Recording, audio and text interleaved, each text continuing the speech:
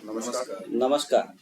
राजस्थान के सम्माननीय अधिवक्तागण, व्यवस्था, सुविधा, सुरक्षा आपका अधिकार है, जिसके लिए राजस्थान बार काउंसिल हमेशा प्रयासरत है और रहेगी। बार काउंसिल की ओर से तन समर्पित, मन समर्पित अधिवक्ता हितों के लिए हम सब आपको समर्पित। इसी कड़ी में हम आज परिचर्चा लेके आए हैं। राजस्थान बार काउंसिल जो है सेक्शन 24 ए और सेक्शन 26 और एडवोकेट की ये धाराएं हैं। इसमें धारा 10 बी क्या कहती है, किस तरह से नए अधिवक्ता का एक पंजीकरण होगा, इस बारे में परिचर्चा लेकर आए हैं। मैं आपको स्पष्ट थोड़ा सा ब्रीफली निवेदन करना चाहूंगा कि बार काउंसिल की स्थापना 1961 में हुई। तब हमारे यहाँ सर्वप्रथम अधिवक्ता जो पंजीकृत हुए, जिसका 1/1961 एनरोलमेंट नंबर है, श्री माननीय मनोहर जी कोठारी साहब, जिसको मैं नतमस्तक होकर प्रणाम करते हैं, जो हमारे प्रथम अधिवक्ता हैं इस बार काउंसिल के। और आज के 1961 के पूर्व राजस्थान बार काउंसिल जो पंजीकरण के अधिवक्ताओं का पंजीकरण होता था, वो हाईकोर्ट ही खुद करता था। और तब प्लीडर के रूप में 1141 एडवोकेट प्लीडर के रूप में होते थे। और उसके बाद 1961 के बाद पंजीकरण होना बार काउंसिल के द्वारा ऑफलाइन शुरू हुआ। और हमारा जो ऑनलाइन भी 26/11/2011 से ऑनलाइन आवेदन प्रक्रिया प्रारंभ हुई। और इसी कड़ी में मैं आपसे परिचय कराना चाहता हूं हमारे RP Malik, Rajasthan bar council के सेक्रेटरी, जो आरपी मलिक साहब हमारे साथ जुड़े हुए हैं। आशुतोष जी रस्तोगी, जो पंजीयन शाखा के वरिष्ठ कार्यालय सहायक हैं। और ज्ञान प्रकाश जी जुड़े हुए हैं, आपके कार्यालय सहायक इसी पंजीयन शाखा से हैं। और वीरेंद्र सिंह जी जो हमारे कार्यालय सहायक हैं और इसी पंजीकरण शाखा में काम करते हैं। तो मित्रों, मैं आपसे निवेदन करना चाहूंगा कि एक नया अधिवक्ता जब अपना आवेदन करता है अब ऑनलाइन, तब ऐसा एक सर्टिफिकेट राजस्थान बार काउंसिल जारी करती है। और उसी दौरान जो प्रक्रिया से गुजरता है एक अधिवक्ता ऑनलाइन आवेदन करने के दौरान, किन किन प्रक्रियाओं से गुजरता है, किन किन प्रक्रियाओं के सामना या परेशानियों का सामना करना पड़ता है, उन सबको कम करने के उद्देश्य से आज हम फिर से आप लोगों के बीच में आने की कोशिश कर रहे हैं। और सबसे पहले मैं आमंत्रित कर रहा हूं हमारे युवा साथी ज्ञान प्रकाश जी से कि वो ऑनलाइन आवेदन किस तरह से करेंगे। तो श्रीमान ज्ञान प्रकाश जी। जी सर, ऑनलाइन आवेदन करने के लिए सबसे पहले आपको लो ग्रेजुएट होना जरूरी है। सभी ईयर की मूल अंक तालिकाएं आपके पास होनी चाहिए। उसके बाद आप बार काउंसिल की ऑफिशियल वेबसाइट www.barcouncilofrajasthan.org साइट पे जाके आपको एनरोलमेंट में ऑनलाइन रजिस्ट्रेशन पर क्लिक करके उसके 5 स्टेप हैं वो स्टेप बाय स्टेप कंप्लीट करने होंगे। उसके बाद आपके जो ईमेल आईडी पे एक यूज़र आईडी और पासवर्ड आएगा। उसमें आपको ऑलरेडी रजिस्टर्ड लॉगिन में जाके पासवर्ड और लॉगिन आईडी डाल के आपको कंप्लीट फॉर्म फिल करना होता है। उसमें सबसे पहले पर्सनल इन्फॉर्मेशन होती है, उसमें आपको कंप्लीट अपनी पर्सनल इन्फॉर्मेशन डालनी होती है। सेकंड स्टेप होगा पेमेंट डिटेल का। उसमें आपको ओबीसी और जनरल कैटेगरी के लिए 16,200 रुपये फीस है और SC/ST कैटेगरी के लिए 13,200 रुपये फीस पे करनी है ऑनलाइन नेट बैंकिंग या डेबिट क्रेडिट कार्ड से। उसके बाद डिग्री डिटेल का ऑप्शन आएगा। उसमें कम्प्लीटली 10th से लेके LLB तक के सारी ओरिजिनल डॉक्यूमेंट आपको स्कैन करके अपलोड करने होते हैं। उसमें जो विजिबिलिटी है वो क्लियर होनी चाहिए और फोटोकॉपी, और आप वो स्कैन नहीं करोगे, उसमें कंप्लीट ओरिजिनल मार्कशीट ही करना होगा उसमें आपको। फिर आपको एक अदर डिटेल का ऑप्शन आएगा। उसमें आपको अगेंस्ट कोई भी क्रिमिनल एक्टिविटी हो पॉइंट नंबर 13 में, तो उसमें आप यस करके उसकी डिटेल डालिए, ताकि उसमें आपको जो आपके अगेंस्ट क्रिमिनल केस पेंडिंग है उसकी जानकारी हमें हो। कोई भी तथ्य आप उसमें छुपाए नहीं, सारे तथ्य आपको बताने होंगे। फिर फाइनल सबमिट करना है फार्म का फाइनल सबमिट होने के बाद उसका प्रिंट आउट लेके hard copy bar council of Rajasthan में सबमिट करवाने के बाद ही आपका एनरोलमेंट प्रोसेस स्टार्ट होगा। Thank you. बहुत बहुत धन्यवाद। ब्रीफली वापस मैं निवेदन करना चाहूंगा, फॉर्म ऑनलाइन भर दिया तो फिर आपको 2 वकीलों के साइन और एक पेज नंबर 3 पे 3 तरह के साइन होते हैं, हिंदी में, इंग्लिश में और रूटीन में, वो जरूर करें। फोटो अटेस्टेड होनी चाहिए, ये सारी बातें। और इसके साथ ही जो रिटायरमेंट के बाद आया है उसको अपना पीपीओ ऑर्डर वगैरह लगाना चाहिए, और उपस्थिति प्रमाण पत्र भी लगाना पड़ता है कॉलेज का। इस तरह के डॉक्यूमेंट्स आपने बताए, बहुत बहुत धन्यवाद मैं ज्ञान प्रकाश जी को। अब मैं हमारा जो आपका जो फॉर्म है हमारे पास प्राप्त हो जाता है, उसका इन्वर्ट नंबर होता है, उसके बाद की प्रक्रिया में आपको प्रयास करूंगा कि हमारे आशुतोष जी जो हमारे इससे वरिष्ठ कार्यालय सहायक हैं वो इसको थोड़ा जानकारी देंगे। नमस्कार। इसमें सबसे पहले फॉर्म जो आपने भरा है उसका नाम बिल्कुल सही होना चाहिए, वही मतलब प्रक्रिया अपने एलएलबी की मार्कशीट है उसी से ली जाती है, उसी में जो नाम होगा वही उसी के नाम से एनरोलमेंट किया जाता है। और उसके बाद अगर कोई गैप है आपके 10 से लेके एलएलबी तक, तो उसमें शपथ पत्र है, उसके अनुसार ये वेबसाइट पे निकलता है, उसके अनुसार ही अपन के 10th जैसे करी है तो 10th से लेके पूरा एलएलबी तक का उसमें एक्सप्लेन करना है। और कोई सर्विस में है तो उसमें सर्विस के अनुसार उन्होंने जब एलएलबी सर्विस में रहते हुए करी है, विद परमिशन करी है, उसका परमिशन का भी लेटर लगाना अनिवार्य है। अथवा उन्होंने अगर एलएलबी सर्विस से पहले पूर्व में कर ली है तो उसमें कंप्लीट ब्यौरा देना है। जिस प्रकार उन्होंने 2019 में कर ली, उसके बाद में जो गैप है उसका भी एक्सप्लेन किया जाएगा। बहुत बहुत धन्यवाद, आपने ब्रीफली कुछ बताया। और आपने कहा कि जिस नाम से आपने पढ़ाई की है उसी नाम से एनरोलमेंट आपने यदि गजट नोटिफिकेशन में करके कोई नाम संशोधन कर दिया, आप समझ रहे हमने कर दिया वगैरह वगैरह, ये नहीं, आपको मूल डॉक्यूमेंट्स में क्या नाम है उसी नाम से आपका एनरोलमेंट के लिए आवेदन करना चाहिए, और वही प्रक्रिया, क्योंकि उसके बाद आपका संशोधन होगा जो भी है। और फिर बताया आपने कि गैप का शपथ पत्र वगैरह देना है, और कॉलेज की एक लिस्ट बीसीआई की हमारी साइट पर बीसीआई के सारे लोग कॉलेज जो एप्लीकेशन है उनका लिस्ट होती है, उसके अनुसार चेकअप होता है। और एलएलबी जी के सर्विस के दौरान किए तो उसका परमिशन वगैरह होने चाहिए। इस तरह से और भी ब्रीफली और बहुत अच्छे से हमारे आरपी मलिक साहब को मैं आमंत्रित करूंगा कि सेक्शन 24 और सेक्शन 24A और 26 और सेक्शन 10B और इसके साथ ही एनरोलमेंट की जो प्रक्रिया से गुजरता है अधिवक्ता, और किस किस समस्याओं का सामना आपको करना पड़ता है, आपका ऑफिस क्या क्या चीजें देखता है, आप थोड़ा डिटेल से बताएंगे ताकि हमारे जो आने वाले अधिवक्ता भाइयों को किसी तरह की कोई समस्या नहीं रहे। इसके लिए मैं आमंत्रित कर रहा हूँ माननीय आरपी मलिक, बार काउंसिल के सेक्रेटरी हमारे। धन्यवाद अध्यक्ष महोदय। जैसा कि अभी आपने हमें बहुत अच्छी जानकारी दी, आपको जानकारी दी, ज्ञान प्रकाश जी ने भी जानकारी दी और आशुतोष रस्तोगी साहब ने भी आपको जानकारी प्रदान की है। तो यह है कि कोई भी अभ्यर्थी जिसने एलएलबी रिकॉग्नाइज्ड यूनिवर्सिटी से पास की है, क्योंकि बार काउंसिल ऑफ इंडिया से मान्यता प्राप्त है, वो अपना आवेदन कहीं भी पूरे भारतवर्ष में कहीं भी अपना एनरोलमेंट करवा सकता है।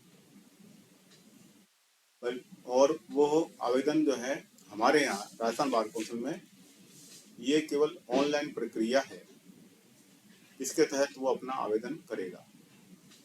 सेक्शन जो 10 है, 10 में जो बताया गया है, 10(2)B में बताया, 10(2)B में बताया, 10(1)B में बताया गया है कि पंजीयन समिति में 3 सदस्य होंगे और सीनियर मोस्ट जो मेंबर होगा वो उस पंजीयन समिति का कन्वीनर माना जाएगा।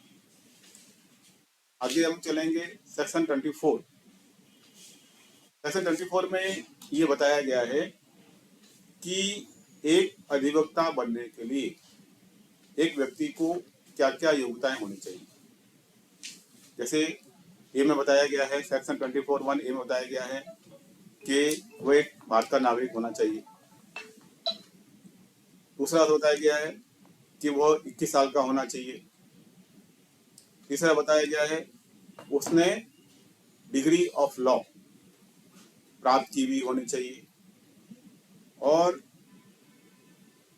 चौथा उसे बताया गया है कि अदर कंडीशन जो है, जो स्टेट बार काउंसिल ने फ्रेम की है, रूल बनाए हैं पंजीयन समिति के लिए, पंजीयन के लिए, उस रूल को वो कंप्लायंस किया हुआ होना चाहिए। और लास्ट में बताया गया है कि जो भी फीस है वो उसने उसका भुगतान किया हुआ हो। ये सब चीजें बताई गई 24 सेक्शन 24 के अंतर्गत। सेक्शन 24A सेक्शन 24A ये कहता है कि एनरोलमेंट कौन नहीं करवा सकता, डिस्क्वालिफिकेशन फॉर एनरोलमेंट। इसमें लिखा हुआ है कि अगर कोई व्यक्ति कन्विक्टेड है किसी भी ऑफेंस मॉरल टर्पिट्यूड के अंदर, तो वो अपना एनरोलमेंट नहीं करवा सकता। बी ये कहता है कि अगर वो अनटचेबिलिटी ऑफेंस एक्ट 1955 के अंतर्गत कन्विक्टेड है तो वही अपना एनरोलमेंट नहीं करवा सकता। और सी ये कहता है 24(1)AC कि अगर कोई व्यक्ति किसी भी नौकरी से डिसमिस है या उसको रिमूव किया गया है किसी भी एम्प्लॉयमेंट से under the state any charge of involving moral turpitude के तहत उसको रिमूव किया गया है या डिसमिस किया गया है, तो वो भी अपना एनरोलमेंट नहीं करवा सकता। बशर्ते एक इसमें प्रोविजन भी दिया गया है कि ये जो इफेक्टिव रहेगा वो पीरियड ऑफ 2 ईयर्स है। अगर वो 2 साल के बाद में अपना कन्विक्शन होने के 2 साल बाद में अपना एनरोलमेंट के लिए अप्लाई कर सकता है। और धारा 26 सेक्शन 26 जो है एडवोकेट्स एक्ट है कि एक व्यक्ति जिसने स्टेट बार काउंसिल में अप्लाई किया है अपने पंजीयन के लिए, उसका एप्लीकेशन का डिस्पोजल किस प्रकार होगा, वो किस प्रकार डिस्पोजल की जाएगी स्टेट बार काउंसिल द्वारा, वो प्रक्रिया पूरी बताई गई है धारा 26 एडवोकेट्स एक्ट के अंदर। मैं ये आपको बताना चाहूंगा कि कोई भी अभ्यर्थी जो LLB पास है, रिकॉग्नाइज है कॉलेज से, जो कि बार काउंसिल ऑफ इंडिया से रिकॉग्नाइज कॉलेज है, वो अपना स्टेट बार काउंसिल में पंजीयन के लिए आवेदन कर सकता है। और उसको ऑनलाइन प्रक्रिया से गुजरना होगा। ऑनलाइन प्रक्रिया के जैसे ही वो कंप्लीट करेगा, उसको उसकी hard copy with documents, original documents और एक फोटो कॉपी का self attested Rajasthan bar council में बाय कोरियर, बाय पोस्ट या इंडिविजुअल आकर देना होगा। और उसके बाद में जैसे ही हमारे पास फार्म आएगा, वो उस फार्म का हम इन्वर्ट करेंगे ऑफिस के रजिस्टर में और उसकी सूचना संबंधित अभ्यर्थी के पास बाय मैसेज के थ्रू पहुंच जाएगी। उसके बाद जो है एनरोलमेंट सेक्शन जो है उस फार्म का स्क्रूटनी करती है, उसको चेक करती है पूरे फार्म को, और चेक करने के बाद में अगर कोई कमी पाई जाती है तो उसको फार्म को डिफेक्ट में डाल दिया जाता है और उस कमी पूर्ति के लिए उस अभ्यर्थी को मैसेज कर दिया जाता है कि आपके फार्म में ये कमी है। और फार्म आने के बाद हम जो है उसकी बोर्ड का सर्टिफिकेट है, बोर्ड का जो मार्कशीट है या डिग्री है, या ऐसे ग्रेजुएशन किया है या LLB किया है, उसकी डिग्री हम जो है कंसर्न बोर्ड को और इंस्टीट्यूट को वेरीफाई के लिए हम देते हैं और भेजने के बाद ही उसका पंजीयन होता है। यदि उसका पंजीयन हम भेजते हैं, अगर बोर्ड इंस्टीट्यूट 25 दिन के अंदर उसका हमको कोई जवाब नहीं देती है, तो हम उसका प्रोविजनल सर्टिफिकेट 6 महीने के लिए इशू करते हैं। और इसी दौरान अगर कोई बोर्ड इंस्टीट्यूट हमारे पास पंजीयन आ जाता है, वेरीफाई होकर आ जाता है, तब उसको परमानेंट सर्टिफिकेट इशू कर देते हैं। उसके बाद में हम एनरोलमेंट लेटर है, इंटीमेशन लेटर है, सर्टिफिकेट है, आई कार्ड है, कुछ समय बाद एनरोलमेंट के बाद में जो है पंजीयन होने के बाद और सभी documents by post, speed post से हम भेज देते हैं।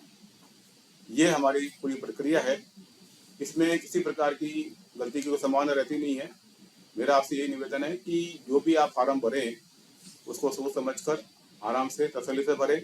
कई बार गलतियां हो जाती है, डेट ऑफ बर्थ लिखने में हो जाती है, नाम में गलती हो जाती है, क्वालिफिकेशन लिखने में गलती हो जाती है, तो उसका रेक्टिफिकेशन नहीं होता। उसको फिर आपको अलग से देनी पड़ेगी एप्लीकेशन कि मैंने फार्म भरते समय ये गलती हो गई है, और ये इसको इस गलती को ये नहीं पढ़ करके ये पढ़ा जावे, तब हम अपने ऑफिस कार्यालय में उसको सुधार कर लेते हैं। ये प्रक्रिया हम अपनाते हैं और सभी डॉक्यूमेंट हम बाय पोस्ट हम भिजवा देते हैं। बहुत बहुत धन्यवाद आरपी मलिक साहब, आपको आपने सारी बातें करीब करीब क्लियर कर दी।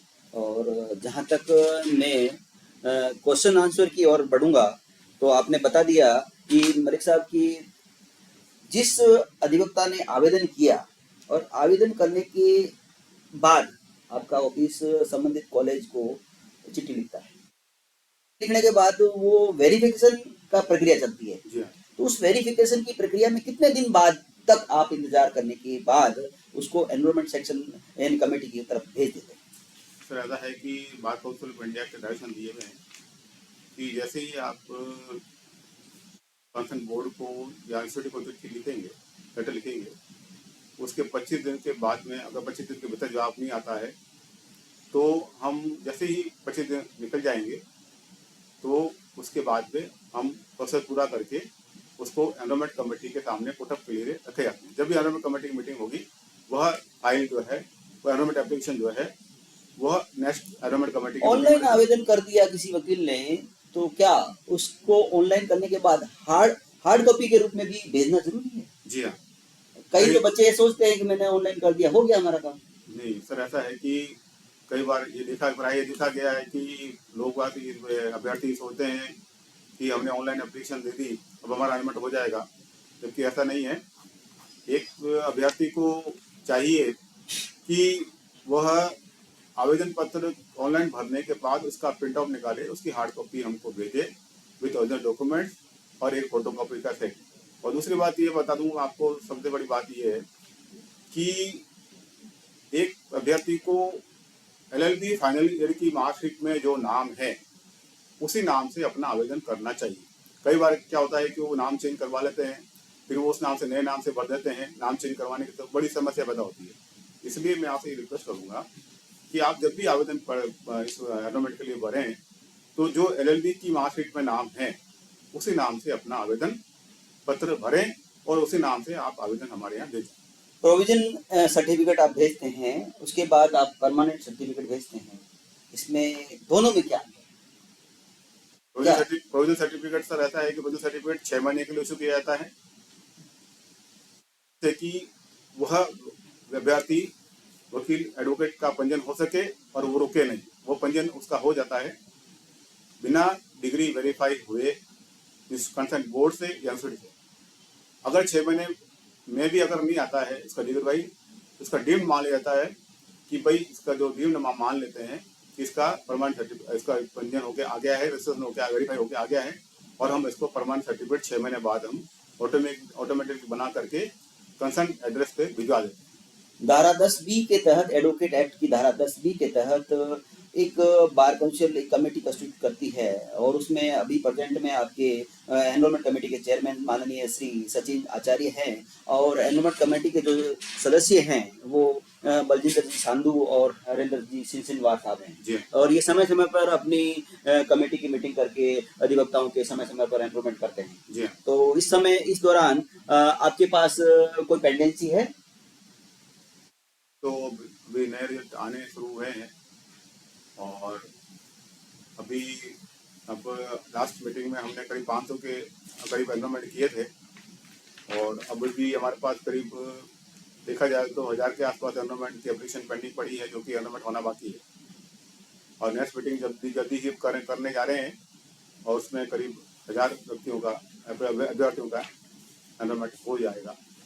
बहुत बहुत धन्यवाद बार काउंसिल के एनरोलमेंट कमेटी शाखा का, और बहुत बहुत धन्यवाद मैं आरपी मलिक साहब को, बार काउंसिल के सचिव महोदय को, कि आपने जो सब्जेक्ट है वो आज चुना पंजीयन का, कि किस तरह से युवा साथी अधिवक्ता नया जो बनता है उसके सामने कोई समस्या आती है तो उसको कैसे फेस करे, और आपने बहुत अच्छे से समझाया। तो मैं आमंत्रित करूँगा कि अपने एनरोलमेंट जो शाखा है उसके जो कॉन्टैक्ट नंबर जारी किए जाए, जिससे कि नए जो बच्चे हैं वो अपनी जो ऑफिस टाइम में बात करके अपनी समस्या का समाधान कर सके।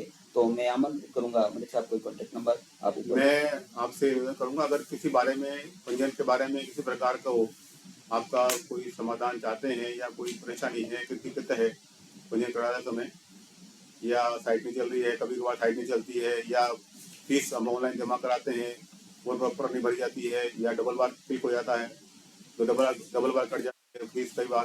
तो ये कई प्रकार समस्या आती है एक नए एडवोकेट के लिए, पंजीयन का अभ्यर्थी के लिए। तो कभी भी ऐसी कोई दिक्कत हो तो आप कार्यालय समय में हमारे वीरेंद्र सिंह जी हैं, उनसे आप फोन पे अपनी समस्या कह सकते हैं और समस्या का समाधान भी उनसे आप प्राप्त कर सकते हैं। मैं आपसे निवेदन करूंगा कि आप वीरेंद्र सिंह जी से आप उनसे बात करें और अपनी समस्या का समाधान जो है उसे प्राप्त करें।